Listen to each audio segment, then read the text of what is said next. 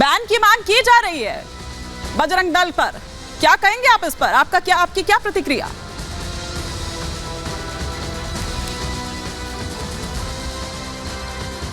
Congress party ने शुरू से ही विभाजन की राजनीति की है।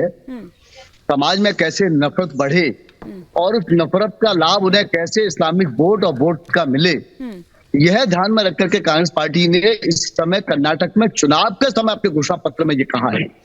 दूसरा, बजरंग दल की तुलना पीएफआई जैसे अराष्ट्रीय संगठन, आतंकी संगठन जिसके संबंध लश्कर ए तैयबा, जैसे मोहम्मद, हिजबुल मुजाहिदीन जैसे संगठनों से, जिस आतंकी संगठनों से था, ऐसे संगठन के साथ बजरंग दल का नाम लेना, यह कांग्रेस ने शर्मनाक हरकत की है।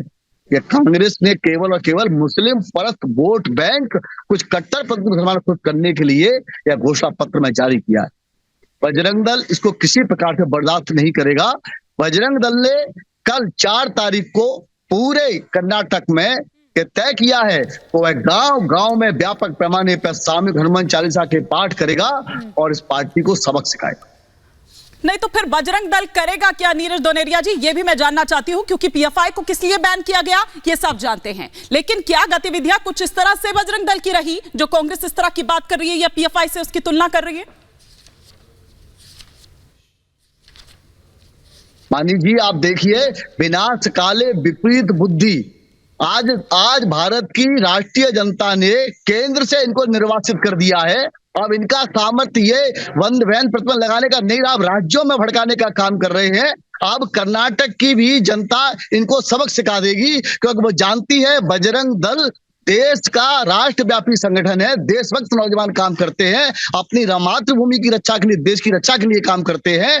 जो बजरंग दल 1996 से लेके अब तक 86 लाख गाय कसाईयों के हाथ से कटने से बचा चुका हो, जो बजरंग दल 2 नवंबर को हुतात्मा दिवस पर 50,000 रक्तदान करके और रक्तदान करता हो, जिसमें किसी की जाति धर्म नहीं देखता बजरंग दल।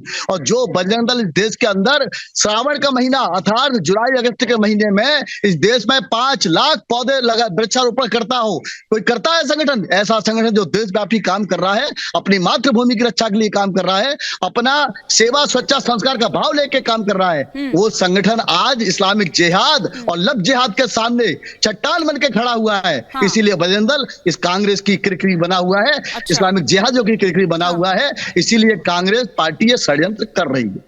आप कह रहे हैं कि देश की रक्षा के लिए काम करता है, लेकिन उधर मुख्यमंत्री भूपेश बघेल तो ये कह रहे हैं कि भैया गमछा डालकर आप लोग हुड़दंग मचाते हैं, उत्पात मचाते हैं। कोई भी एक भी विषय ऐसा नहीं है जिसमें असंवैधानिक विषय हुआ हो। देश के कानून का पालन करने वाला बजरंग दल संगठन है।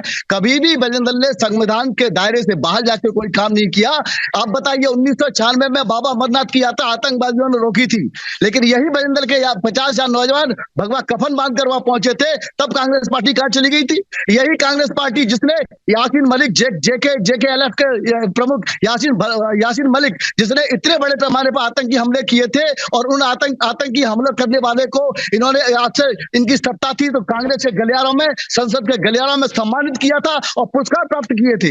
एक देशद्रोही पार्टी के रूप में काम कर रही है यह कांग्रेस पार्टी। आतंक के साथ वादा निभा रही है, इस्लामिक जिहाद के एजेंडे को फैला रही है, जो पीएफआई 2047 में भारत को स्टेट बनाना चाहती है। ऐसे लोगों के साथ खड़ी है।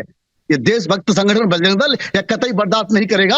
बजरंग दल चट्टान की तरह खड़ा है और खड़ा रहेगा, वो भयभीत होने वाला नहीं है, ऐसे षड्यंत्रों से डरने वाला नहीं है। लेकिन बीजेपी ये कह रही है कि दरअसल पीएफआई को जो बैन किया था, अब दरअसल उसी का बदला ले रही है यहाँ पर कांग्रेस पार्टी। आपको ऐसा लग रहा है क्या कि पीएफआई का बदला ले रही है आप लोगों से?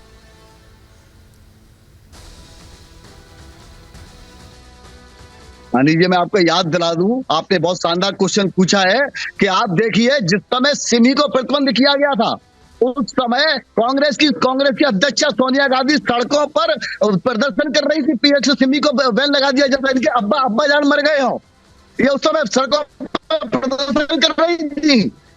और उसी बाद में पीएफआई का धारण किया।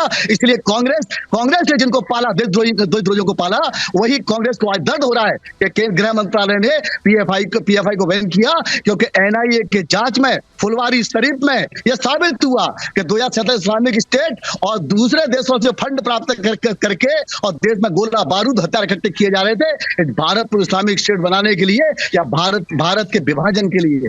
ये षड्यंत्र जो थे वो पर्दाफाश हुए हैं। यह कांग्रेस, इसलिए उनको खुश करने के लिए मौका परस्त, यह कांग्रेस मुस्लिम परस्त वोट बैंक प्राप्त करने के लिए यह षड्यंत्र रचा है। एक देशभक्त संगठन के रूप में आरोप लगाया है। इस देश की जनता इन्हें इस लायक छोड़ेगी नहीं। ठीक है।